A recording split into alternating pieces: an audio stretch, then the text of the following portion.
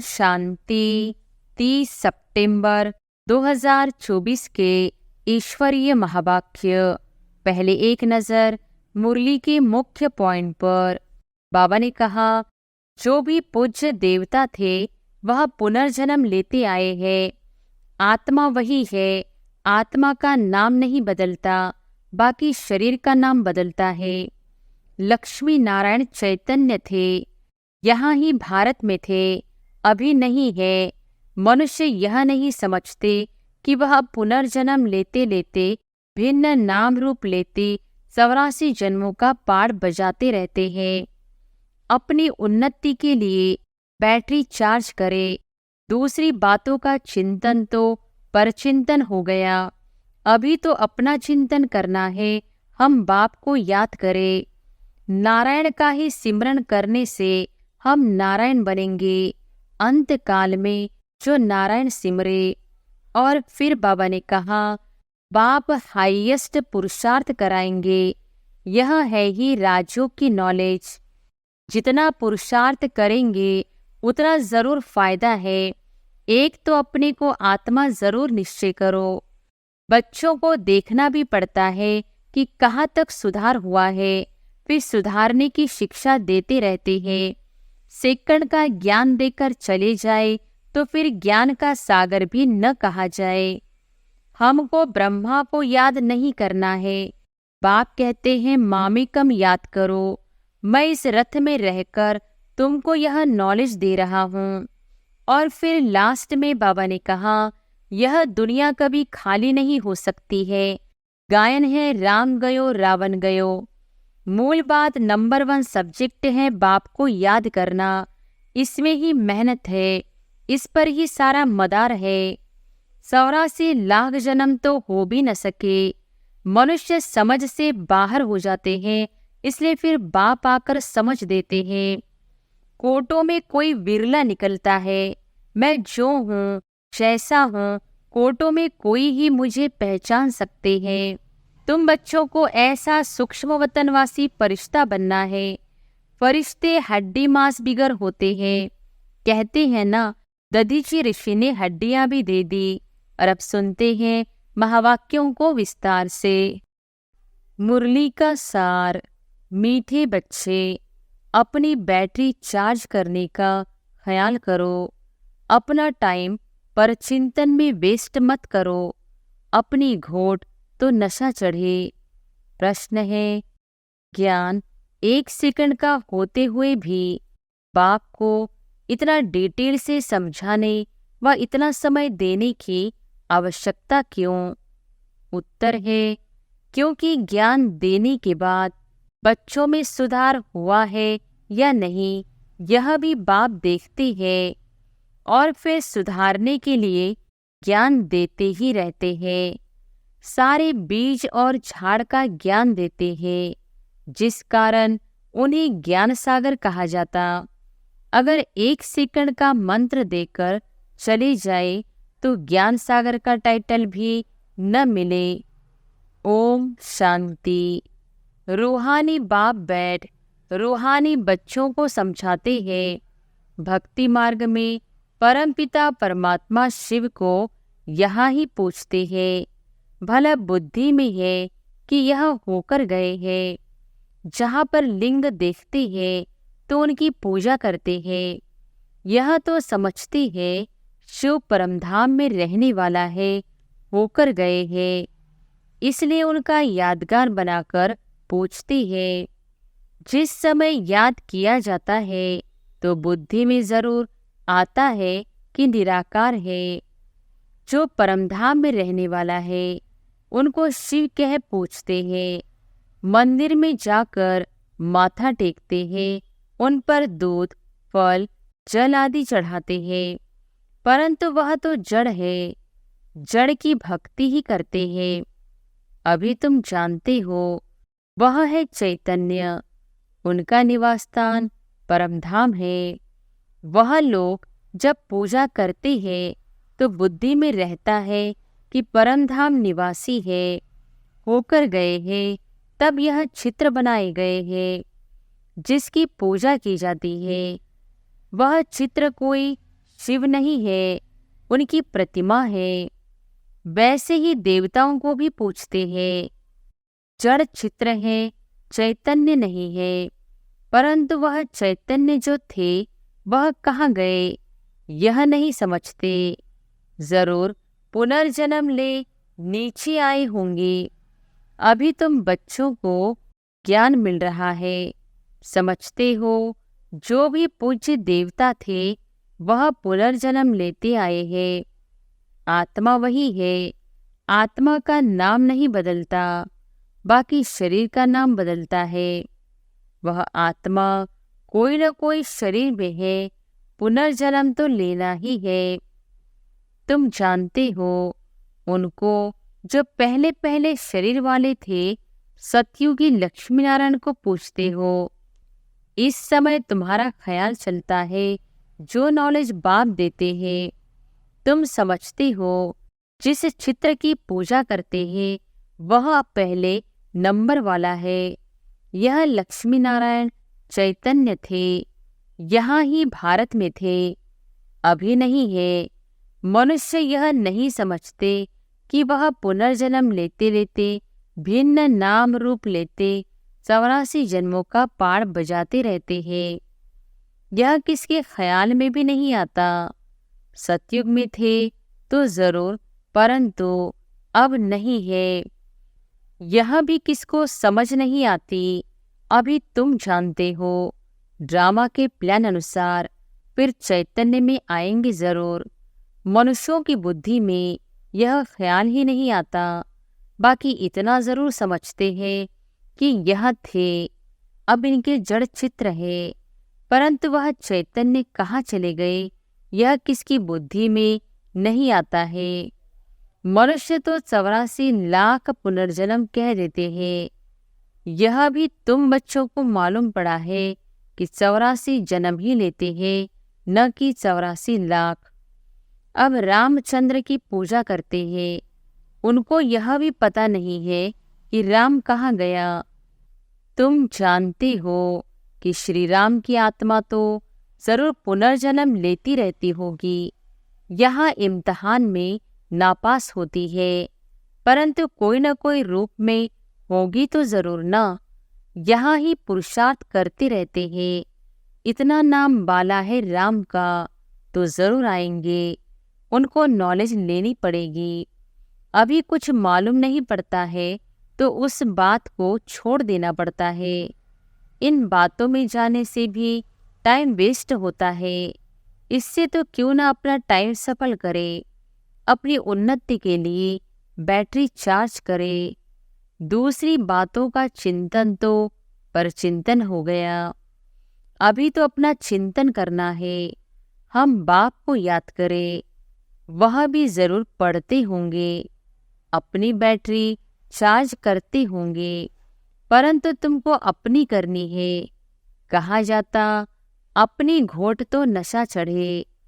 बाप ने कहा है जब तुम सतोप्रधान थे तो तुम्हारा बहुत ऊंच पद था। अब फिर पुरुषार्थ करो, मुझे याद करो तो विकर्म विनाश हो। मंजिल है ना, यह चिंतन करते करते सतोप्रधान बनेंगे। नारायण का ही सिमरन करने से हम नारायण बनेंगे। अंत काल में जो नारायण सिमरे, तुमको बाप को याद करना है जिससे पाप कटे, फिर नारायण बने। यह नर से नारायण बनने की हाईएस्ट युक्ति है। एक नारायण तो नहीं बनेंगे ना, यह तो सारी डिनाइस्टी बनती है। बाप हाईएस्ट पुरुषार्थ कराएंगे। यह है ही राजयोग की नॉलेज। सो भी पूरे विश्व का मालिक बनना है। जितना पुरुषार्थ करेंगे उतना जरूर फायदा है। एक तो अपने को आत्मा जरूर निश्चय करो। कोई कोई लिखती भी ऐसे है, फलानी आत्मा आपको याद करती है। आत्मा शरीर के द्वारा लिखती है। आत्मा का कनेक्शन है शिव बाबा के साथ। मैं आत्मा फलाने शरीर के नाम रूप वाली हूँ, यह तो जरूर बताना पड़े ना, क्योंकि आत्मा के शरीर पर ही भिन्न भिन्न नाम पड़ते हैं। मैं आत्मा आपका बच्चा हूँ। मुझ आत्मा के शरीर का नाम फलाना है। आत्मा का नाम तो कभी बदलता नहीं। मैं आत्मा फलाने शरीर वाली हूँ। शरीर का नाम तो जरूर चाहिए, नहीं तो कारोबार चल न सके। यहाँ बाप कहते हैं मैं भी इस ब्रह्मा की तन में आता हूँ, टेम्पररी। इनकी आत्मा को भी समझाते हैं मैं इस शरीर से तुमको पढ़ाने आया हूँ। यह मेरा शरीर नहीं है, मैंने इनमें प्रवेश किया है। फिर चले जाएंगे अपने धाम में। आया ही हूँ तुम बच्चों को यह मंत्र देने। ऐसे नहीं कि मंत्र देकर चला जाता हूँ, नहीं, बच्चों को देखना भी पड़ता है कि कहाँ तक सुधार हुआ है। फिर सुधारने की शिक्षा देते रहते हैं। सेकंड का ज्ञान देकर चले जाए तो फिर ज्ञान सागर भी न कहा जाए। कितना समय हुआ है तुमको समझाते ही रहते हैं। झाड़ की, भक्ति मार्ग की सब बातें समझने की डिटेल है। डिटेल में समझाते हैं। होलसेल माना मन मना भाव।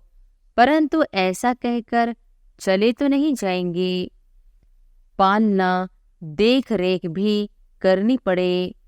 कई बच्चे बाप को याद करते करते फिर गुम हो जाते हैं।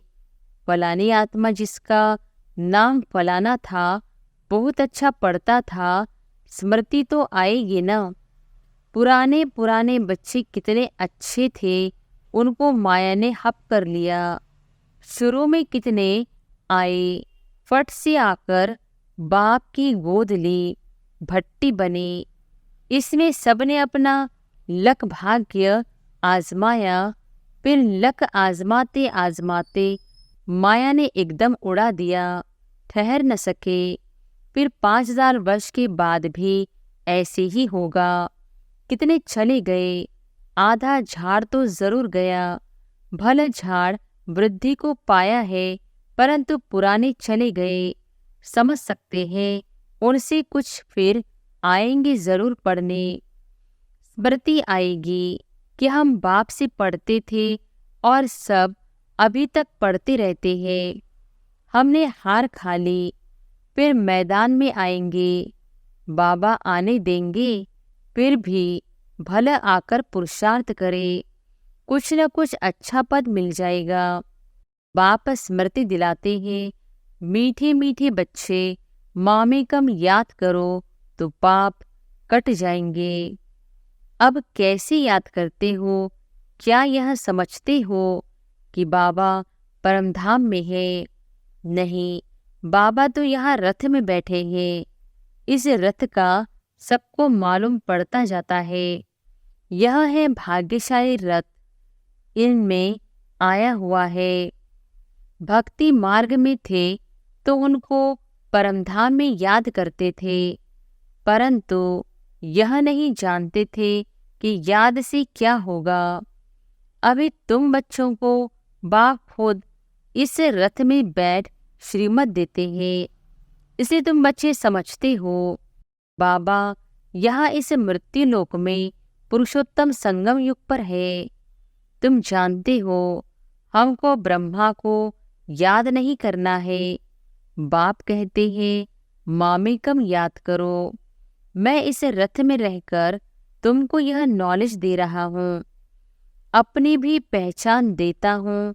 मैं यहाँ हूँ। आगे भी तुम समझते थे परमधाम में रहने वाला है, होकर गया है, परंतु कब यह पता नहीं था। होकर तो सब गए हैं ना।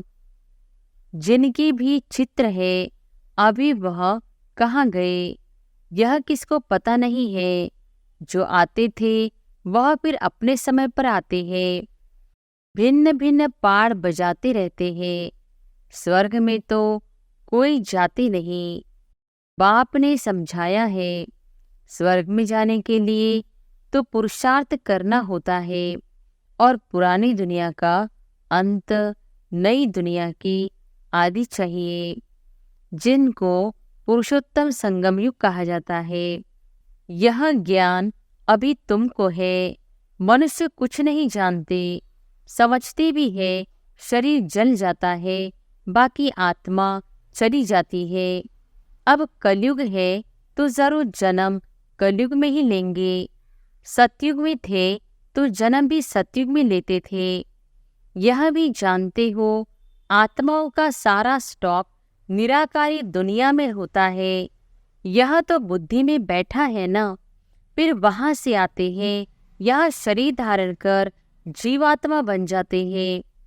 सबको यहाँ आकर जीवात्मा बनना है, फिर नंबरवार वापिस जाना है। सबको तो नहीं ले जाएंगे, नहीं तो प्रलय हो जाए। दिखाते हैं कि प्रलय हो गई, रिजल्ट कुछ नहीं दिखाते। तुम तो जानते हो यह दुनिया कभी खाली नहीं हो सकती है। गायन है, राम गयो रावण गयो। जिनका बहुत परिवार है, सारी दुनिया में रावण संप्रदाय है ना, राम संप्रदाय तो बहुत थोड़ी है। राम की संप्रदाय है ही। सतयुग त्रेता में बहुत फर्क रहता है। बाद में फिर और टाल टालियां निकलती है। अभी तुमने बीज और झाड़ को भी जाना है। बाप सब कुछ जानते हैं, तब तो सुनाते रहते हैं, इसलिए उनको ज्ञान सागर कहा जाता है। एक ही बात अगर होती तो फिर कुछ शास्त्र आदि भी बन न सके। झाड़ की डिटेल भी समझाते रहते हैं। मूल बात नंबर 1 सब्जेक्ट है, बाप को याद करना। इसमें ही मेहनत है, इस पर ही सारा मदार है। बाकी झाड़ को तो तुम जान गए हो। दुनिया में इन बातों को कोई भी नहीं जानते हैं। तुम सब धर्म वालों की तिथि तारीख आदि सब बताते हो। आधा कल्प में यह सब आ जाते हैं। बाकी है सूर्यवंशी और चंद्रवंशी, इनके लिए बहुत युग तो नहीं होंगे ना, है ही 2 युग। वहाँ मनुष्य भी थोड़े हैं, 84 लाख जन्म तो हो भी न सके। मनुष्य समझ से बाहर हो जाते हैं, इसलिए फिर बाप आकर समझ देते हैं। बाप जो रचयिता है वही रचता और रचना के आदि मध्य अंत की नॉलेज बैठ देते हैं। भारतवासी तो बिल्कुल कुछ नहीं जानते, सबको पूजते रहते हैं। मुसलमानों को, पारसी आदि को जो आया उनको पूजने लग पड़ेंगे, क्योंकि अपने धर्म और धर्म स्थापक को भूल गए हैं। और तो सब अपने अपने धर्म को जानते हैं। सबको मालूम है फलाना धर्म कब किसने स्थापन किया।